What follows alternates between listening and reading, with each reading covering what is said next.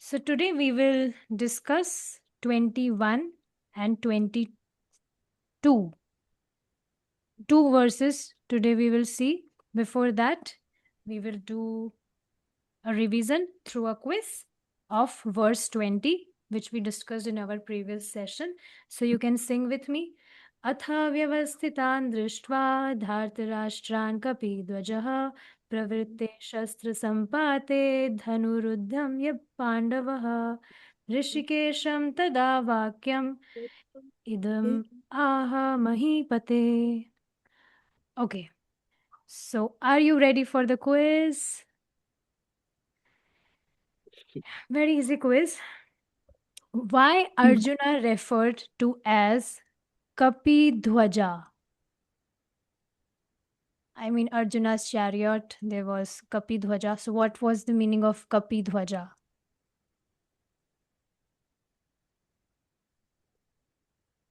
I'm seeing here in the translations, it means he whose flag was marked with Hanuman. Yes. And why is he referred as Kapidhwaja?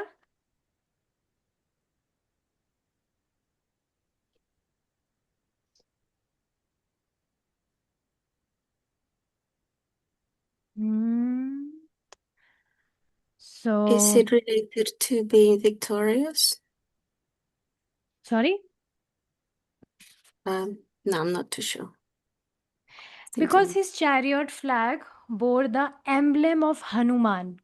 Hanuman's Yes. presence symbolized courage, fearlessness, and victory. So Hanumanji was present with him, Arjuna, and his victory was for sure. Okay. Now, next question. What signs of victory did Srila Prabhupada mention in the purport?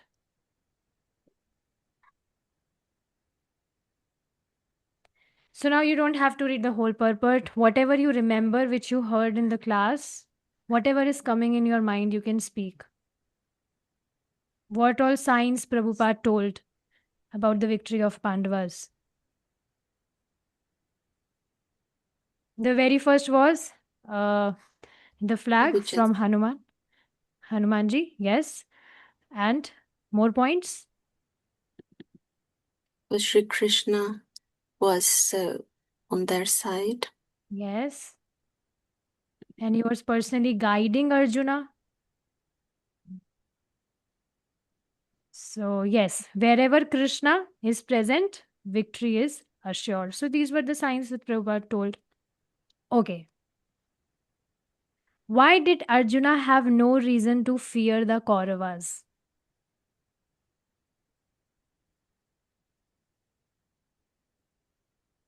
Because victory was assured for Arjuna. But Arjuna didn't know this, right? Whether he will win or lose. But then also, why he was not fearful from the Kauravas? His So we. senses were Mhm.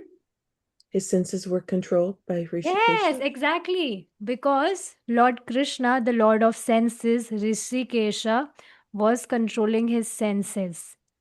So, yes, that's why he was not afraid. So, one very important question, if you heard very nicely in the previous class, what important event begins in from this verse? What important event begins? Did you remember Arjuna told something to Krishna?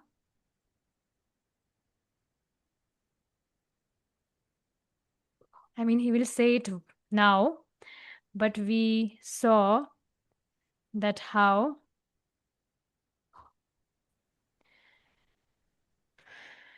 in this verse we saw Rishikesham tada vakyam idam aha mahipate. Now Arjuna will say following words to Rishikesha. This is what we saw.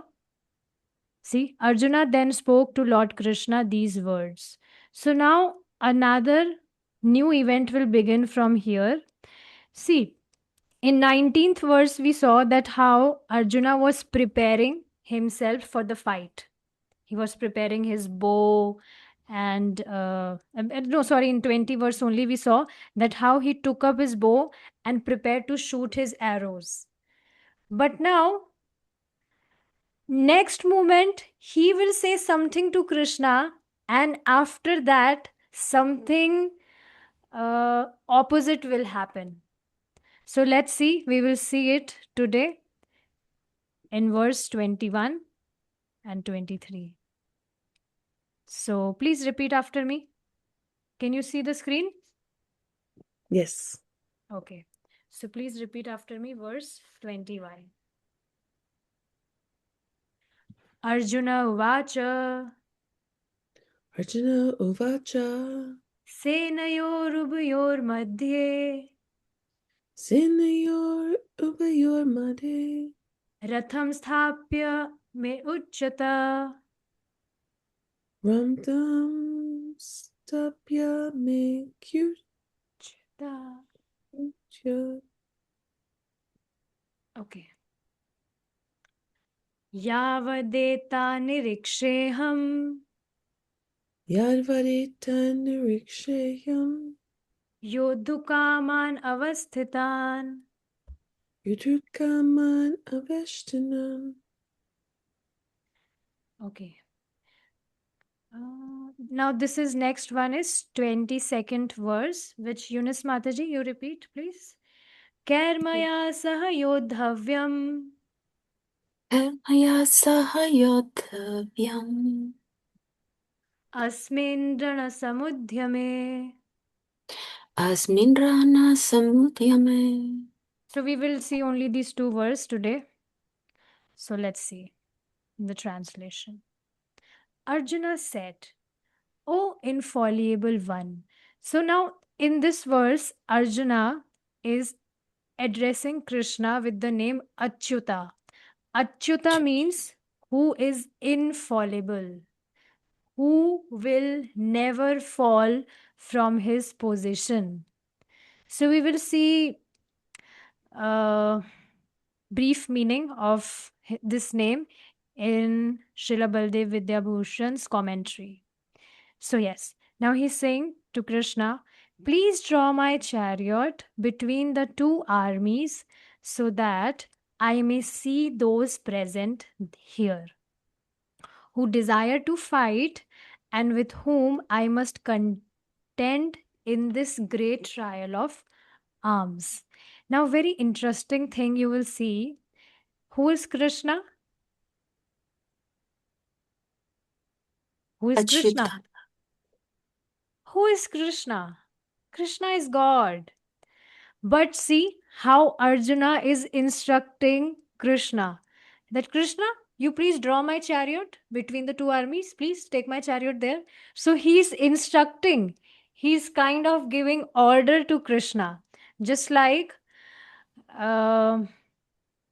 any boss, he gives instruction to his driver.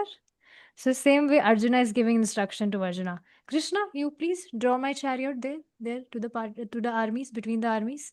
So like that, he is instructing to Krishna. And Krishna, he also didn't say to Arjuna, hey, you don't know? Brahma has sung Govindam Adi Purusham for me. You're not aware of it? That he's singing that I am the Supreme Personality of Godhead.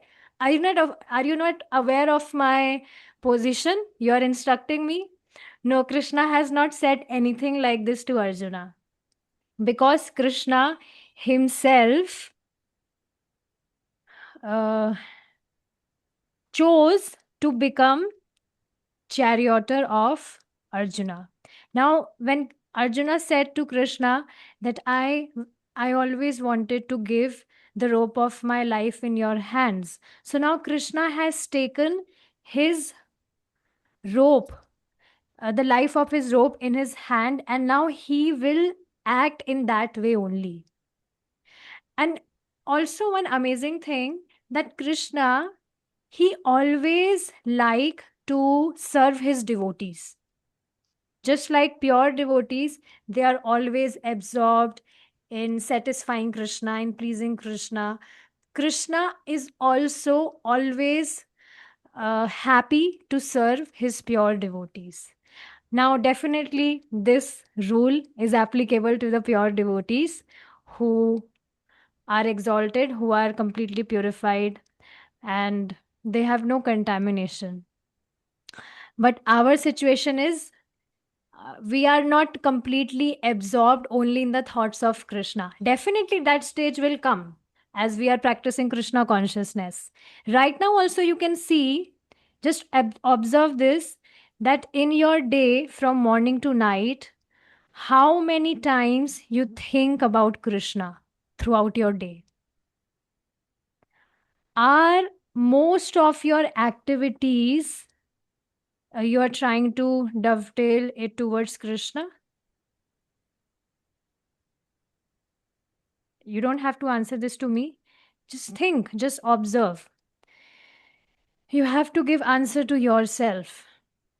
So yes, definitely Arjuna is a pure devotee, and it is said that once Arjuna was sleeping, but even while sleeping, he was continuously speaking Krishna, Krishna, Krishna, Krishna, Krishna.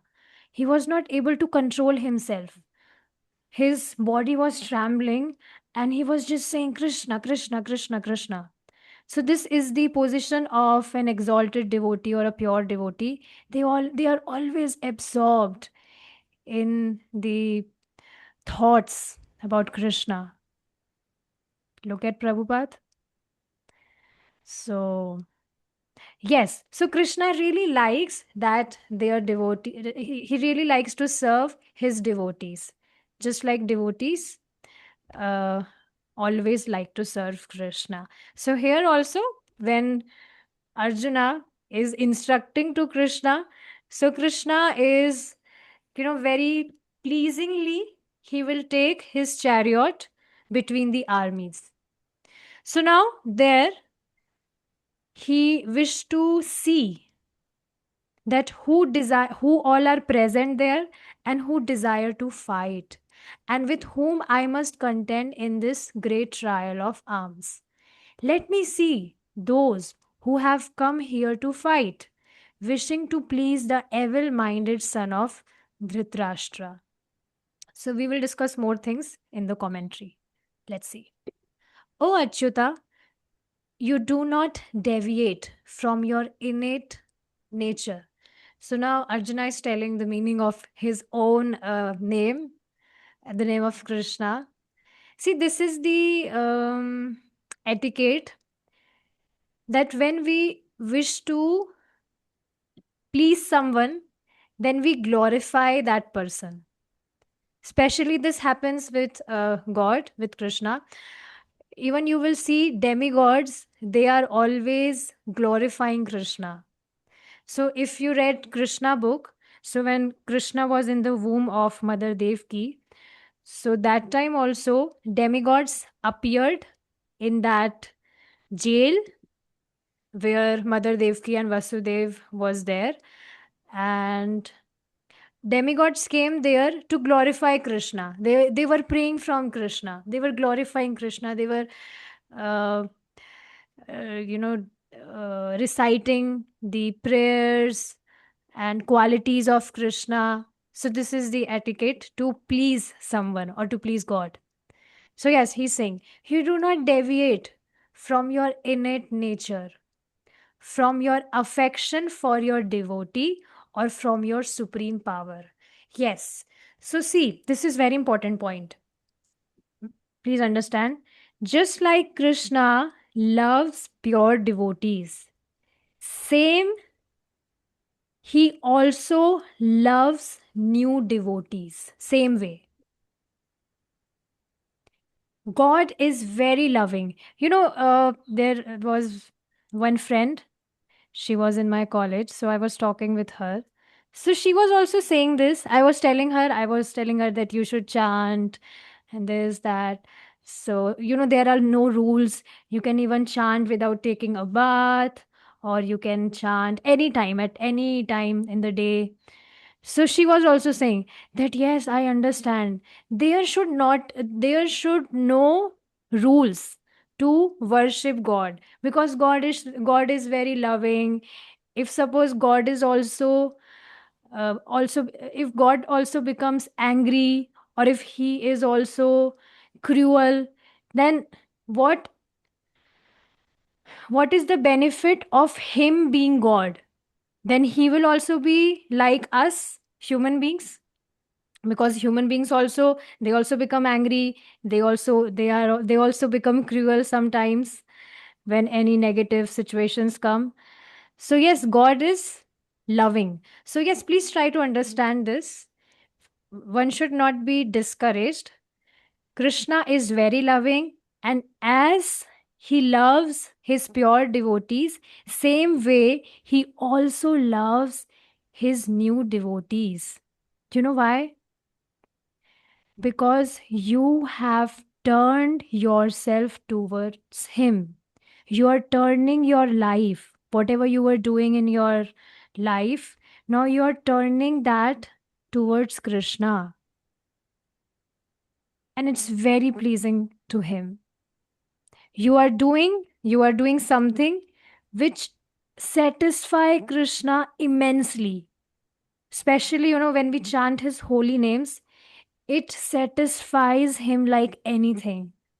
See the example of Ajamil. You know the story, right? We discussed it. So Ajamil was not calling Krishna or Narayan, he was calling to his son. But then also, Krishna was so much affectionate. He took it in a way that Ajamil is calling me. And then he sent his servants to save him. So, yes, Krishna loves his devotees. No matter a pure devotee or a middle devotee or a senior devotee or a new devotee, devotee means devotee. Just like suppose, Yunus Mataji, if you come at my home and suppose um, you came in my room and you saw my ukulele instrument and you really liked it. And suppose you took it without asking me at your home that, wow, I really like it, so I will take it with me. So what you will be called? A thief? Right? A thief. Well, So, it's not polite to not ask. sorry? It's not polite to not ask. I could Yes, say, can I borrow it? she will become famous with with the title thief. So same way, if you are serving Krishna, if you have served Krishna even once, the day you decided that now I will chant, or now I will read Bhagavad Gita, I will understand Bhagavad Gita. So now you will be known as a devotee of Krishna. This is what Krishna says, Lord Chaitanya, that any person who have said Krishna even once in his life, just once, he is a devotee. You know why? I was really contemplating on this point yesterday when I was cooking in the kitchen, that why Krishna said this, or Lord Chaitanya.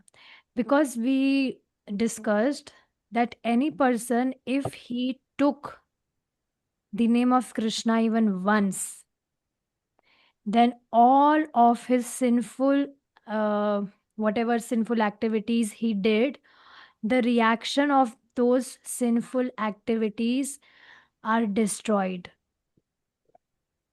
Even if any person has said Krishna once, because Krishna and his names are non-different from him. Also, very important thing, that any person who has said the holy names of Krishna from his tongue, he's very fortunate, because you will see many people, even if you try to greet them, they will not say Krishna. Yes, this happens. Even in India, you will see there are people, what to say of West, they will never say Krishna. They will doubt. Sometimes when I greet someone with Hare Krishna, they say, yes, say. They will not say Hare Krishna. So, yes, it's not ordinary that any person is speaking Krishna, even if he's speaking Krishna in envy. Let's understand one story with this. Do you know about what was his name? Kansa? Not Kansa. What was his name? You know who kidnapped Rukmini? I mean, who was, pretending that Rukmini is my wife? Oh. He was, little brother of Krishna. I mean, cousin brother. And let me see.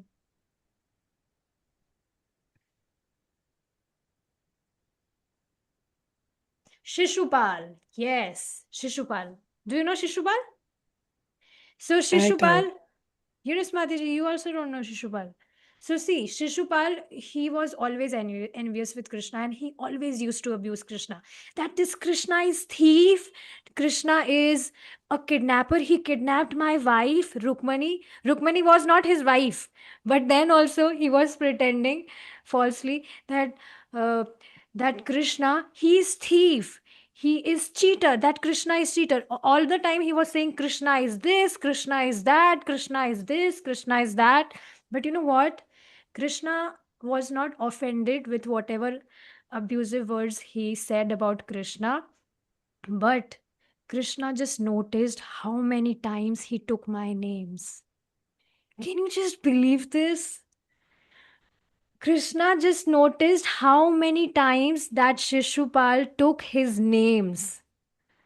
And basically, he gets some, what to say?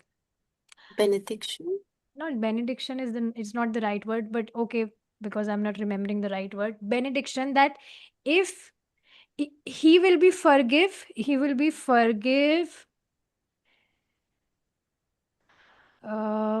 whatever, like in whatever way he will abuse Krishna, he will be forgive. But if he abused Krishna more than 100 times uh, in one time, then he will die. Krishna will kill him.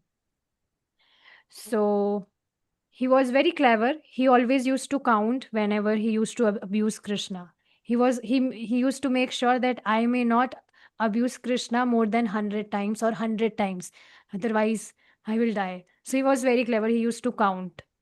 But one day he was very angry and he forgot to count, and he was, continuously abusing Krishna. Krishna is this, Krishna is that, this, that, this, that. So then Krishna, he, from his Sudarshan Chakra, Shishupal. But you know what? We discussed this, that when Krishna kills someone, then it is for his benefit. He gets liberated from this material world. So Shishupal, when he left his body, he also got liberated, and he was merged in the effulgence of Krishna. This is not, what devotees aspire for, but again, this is some kind of liberation which one gets. So basically, I wanted to tell that Krishna is so affectionate that he always notice that how many times that person took my name. That's it. This is what he is noticing all the time. His ears are eager to hear the names which we say, his holy names. Yes, yes, yes. This is Shishupal. Good. Is this Bhagavad Gita? Krishna book. Yes, we will see. This story will come in Krishna book. Are you reading Krishna book? I just started and I didn't remember the name Shishupala or really know the story, but I remembered that picture. It was pretty intense. Yes. So you may read this story. You will find how Krishna was noticing that how many times he took his names. So Krishna is And very from kind. what you're saying, Mataji, I thought of Kamsa because there's a specific kind of moksha he receives. Like there's a compromise because he's not thinking of a Krishna like a devotee. He's thinking out of fear. He's always thinking, oh, Krishna, Krishna, oh, he's gonna come after me. And I understand that because he's constantly thinking of Krishna, even though it is not with the right intention, but there is something to it, and he has some kind of um, I'm not sure if it's moksha, but there is a name for it. Yes, it's called Sayujya. Sayujya Mukti. So there are 5 types of liberations. I told this earlier also. Salokya is living on the same planet as Krishna. Sarshti means obtaining opulences similar to Krishna. Samipya means living in close proximity to Krishna. Sarupya means obtaining a form similar to Krishna, and Sayujya means merging into Krishna's effulgence. So most of the time these demons, they get this kind of liberation only because they are not devoted to Krishna, but then also because Krishna is very loving and very merciful. So he noticed that, oh, he was also Krishna conscious, although in negative way. He was thinking about me or he took my names. So that way Krishna uh, gave liberation to such demons as well. So yes. So you can see we are not serving any ordinary person. We are serving very, very merciful God. So it's very nice. Okay, let's move forward. So Achyuta means who never deviate from in his innate nature, from your affection for your devotee, or from your supreme power. So supreme power means he is always supreme from eternal time, and he will never deviate from his position. Okay. Controlled by this quality without fear, place my chariot. Arjuna is saying this. Please, Krishna, controlled by this quality, because you're Achyuta, without fear, place my chariot according to my words, the words of your devotee. So, just like we already discussed, just like devotees, they serve Krishna. So, Krishna also pleasingly serves his devotee. Also, you will see it's not very pleasing to Krishna when devotees are saying Govindam Adi Purusham, oh, you are my Lord. Means in when devotees serve him in opulent way, in Aishwarya Bhav, that oh, you are my Lord, and they are thinking themselves as menial. Again, this will be applicable to pure devotees. So it's not very pleasing to Krishna as uh, when he deals with his pure devotees in different relationships. Like you can see in Krishna book, relationship of friend, relationship of lover or parents. So Krishna appreciates such relationships more. Let's understand this with an example. Just like um, if any person is a boss, so he will have employees in his office. But again, when employees are, respecting him, so okay, in some way he will appreciate that, but he will relish more relationship. He will relish the relationship with his friends or with his parents, with his wife, or with his children. Are you getting? So we relish certain taste in these different kind of relationships as compared to the relationship of a boss and servant. So same way Krishna also relish such relationship. And definitely right now we are practicing Krishna consciousness, but we also have certain relationship with Krishna from all these relationship. And by time that relationship will be revealed to us by time. So there is a book, I'm not remembering the name. If you wish to know in detail, please remind me, I will share you. So in that book, it is basically written by someone, it's not speculation. In that book there is a story which is not a story, a speculative story, it's real uh, incident. There was one Mataji, a devotee, disciple of Prabhupada. So she served Krishna her whole life. She was serving her deities. She was living in Vrindavan only. And one day she was revealed with her relationship with Krishna in the spiritual world. So her relationship was, her duty was to serve. She was basically, I'm not remembering the relationship. Mm, No, I'm not remembering. But yes, her relationship was revealed by time. And when she was going back to Godhead, so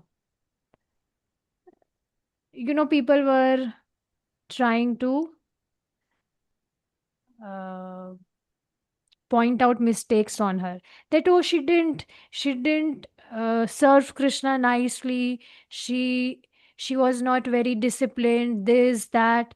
But in her front there was Prabhupada, and she took the shelter of, because she took the shelter of Prabhupada, so Prabhupada make sure that she go back to Krishna. So please try to understand, Mahaprabhu came to distribute love of Krishna easily. And after that, Prabhupada came, pure devotee of Krishna, to make it even more easy for us. And if Prabhupada has said, if any person will chant 16 rounds, follow 4 regulative principles, then Prabhupada will make sure that he go back to Krishna in this lifetime. So, one time a devotee said to Prabhupada, Prabhupada, it seems very easy. Only chant 16 rounds and regulative principles, and we'll go back to Krishna. So, Prabhupada, there was a stick in his hand. He, with force, put that stick in the ground and he said, do you think I have came here to cheat you? So he got his answer. So please try to understand, it's not very easy thing to make devotees throughout the world. To make Krishna temple in every country. Do you know about Pakistan? Have you heard about it? So Yes. Pakistan, they are great enemies of people in India. But in Pakistan also there is Krishna temple, ISKCON temple. And there are also devotees who are serving Krishna. So you can see it's not very easy thing. So we should never doubt Prabhupada. If Prabhupada came here, he gave us this process, so he will definitely take us to Krishna. Pakistan, they speak Hindi, a form of Hindi. See, Pakistan is where Muslims live. They're Muslim but speak Hindi. They speak Urdu. You know Urdu? Ah, Yes. Okay. Then he then speaks of the purpose for doing so. So now suppose Krishna asked that what will you do? Why are you asking me to take your chariot to between the armies? What will you do? So now he's telling the purpose. Place the chariot so that I can see who are situated firmly, not trembling in fear, and are desirous of fighting with no desire for compromise. So, Arjuna wanted to see uh, both the parties. He will be between the parties, and you will see Arjuna was so great warrior that even if he will be there between the parties, but no one dared to uh, leave their weapons on him at that time, because uh, battle was not started yet. So he was very great that now his chariot will be placed between the armies, but then also no one dared to harm him. Also, when he will go between the parties, so he wanted to see that is that only Bhishma, my grandfather, to whom I respected my whole life and I was very obedient to him. Is he the same grandfather who will now fight with me? Is he the same master who taught me the skills of how to use particular weapons? He the same master who is now standing in the opposite party to fight with me? So Arjuna wanted to see this, that everyone who was my beloved, now are they the same person who will fight with me? So he wanted to see this, that place the chariots so that I can see who are situated firmly. They are not, their hearts are not filled with any fear or with any kind of love, and they are, shamelessly ready to fight. So he wanted to see this, not trembling in fear, and are desirous of fighting with no desire for compromise.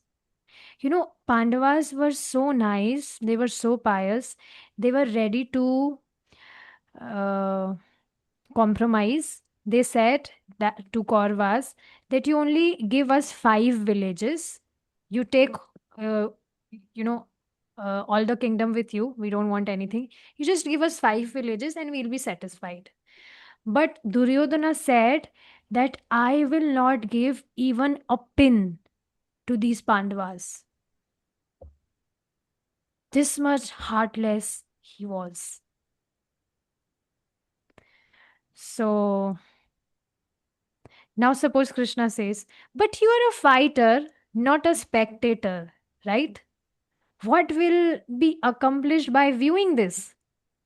So on this, Arjuna says, I wish to see at the beginning of the battle those friends and relatives in whose company I will fight, and those friends and relatives against whom I will fight.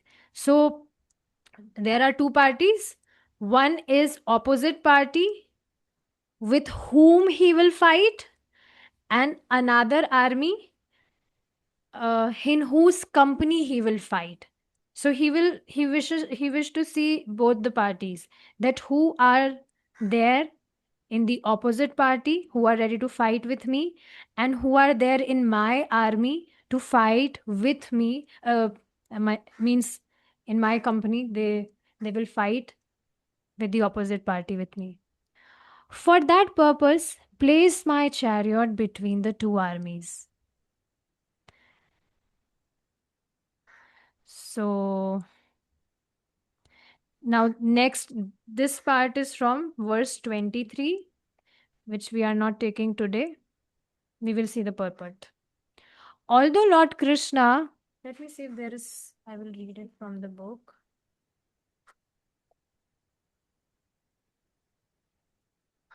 Yes, purport is there.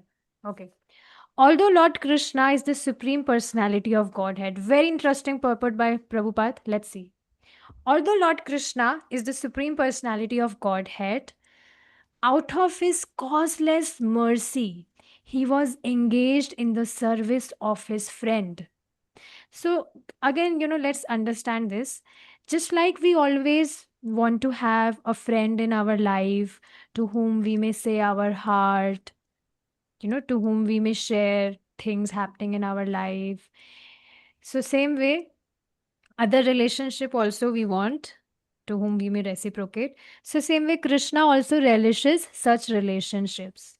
So, although he is God, but out of his causeless mercy, he was engaged in the service of his friend. He never fails in his affection for his devotees, and thus he is addressed herein as infallible. So you will see any person in this world may deceive you, but Krishna will never deceive you.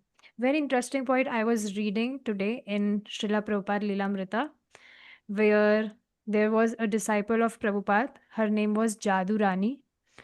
So Prabhupada, he was making arrangement for his disciples to get married at that time, because they were living together, boys and girls, but it's not legal according to scriptures. It's not right.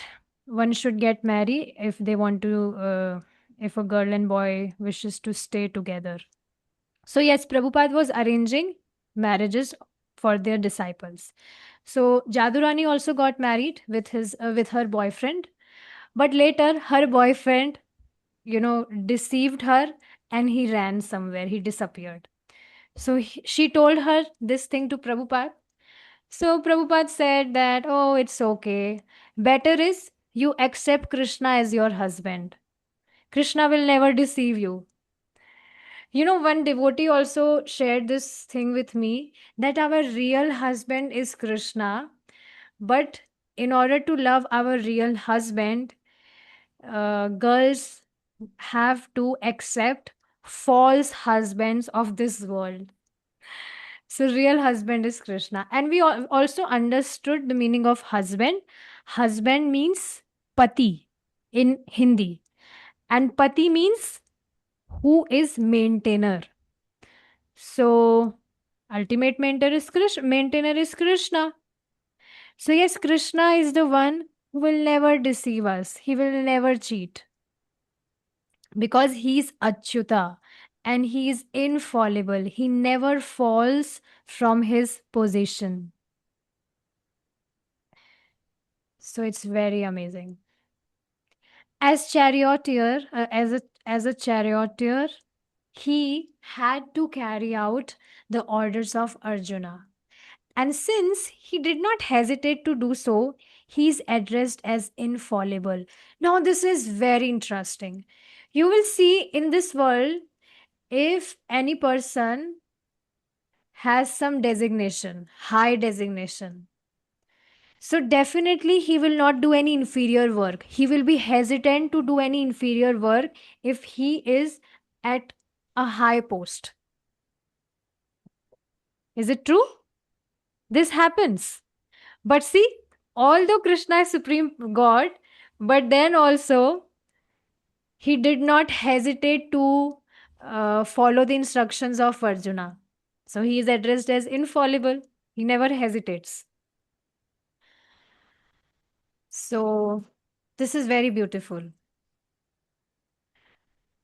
Other side, you will see Krishna also became the messenger of Pandavas. So, Duryodhana, he tried to agitate Krishna. Krishna, you are the king of Dwarka, and don't you feel ashamed?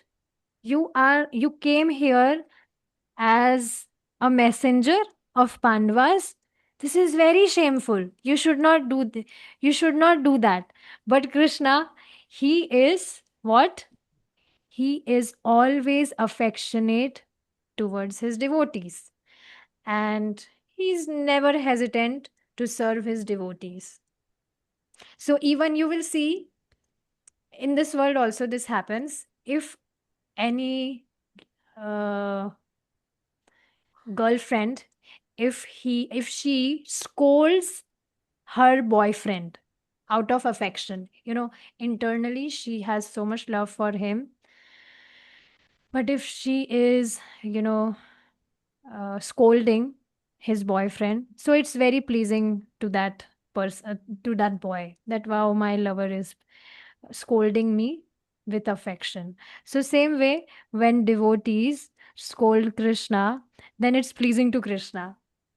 So you can see how amazing Krishna is. He's never a boring god. He is, his another name is uh, Rasika. He's full of rasa. Our God is very tasty, in other words. So, yes, he's addressed as infallible. Although he had accepted the position of a charioteer for his devotee, his supreme position was not challenged. So, yes, his supreme position was not challenged. In all circumstances, he is the supreme personality of Godhead, Rishikesha, the Lord of the total senses. The relationship between the Lord and his servitor is very sweet and transcendental. I also wanted to say one more point on this line, that in all circumstances, He is Supreme Lord and His supreme position is never challenged. So, just like you will see in this world, if any person, if he robs something, so definitely he will be famous as thief, but not in a praising way. People will offend him or will say bad things about him if he is a thief, right? But just look at Krishna. Krishna is also a thief. He steals butter of the gopis, and devotees sing prayers on him being a thief. There is a prayer, Chaurashtakam. Have you heard of it? Chaurashtakam. Especially in this month of Purushottama, devotees sing this prayer, Chaurashtakam. So devotees, they sing it, they are praising Lord as a thief. I will share this prayer with you. Please remind me. It's very beautiful prayer. Very beautiful. And 10 days are left for this month to get over. I mean the Purushottama month. So if you want, you can also sing it throughout this month, whatever days are left. So yes, are you getting that his supreme position is never challenged? Even if he is doing something which is not good, but because he is supreme, so that bad thing also become supremely good, because he's supreme. He's Supreme Lord. And you won't believe, in India there is a place, Gujarat. There devotees serve a deity of Krishna called Ranchor. Ranchor means who ran from the battlefield. Now suppose if any person, he's a warrior, and if he runs from the battlefield, so definitely uh, he will not be praised. People will again, speak very bad things about him, that he is so, uh, what do we say, coward. He's so coward. He ran from the battlefield, this, that. But Krishna also ran from the battlefield.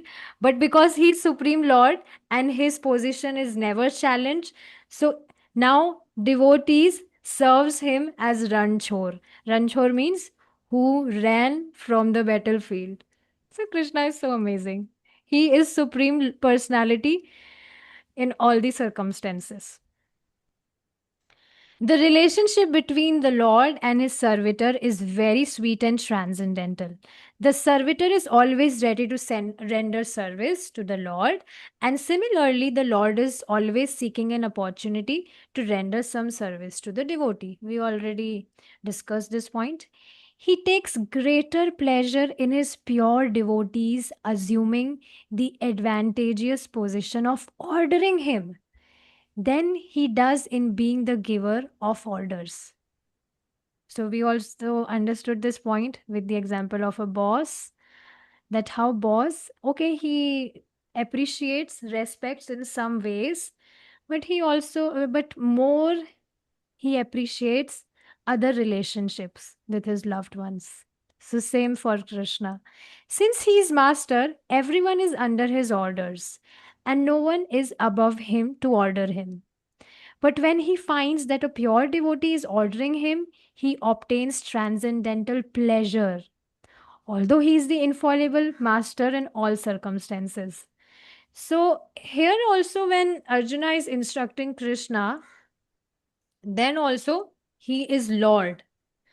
But because of this intimate relationship, they reciprocate in that way.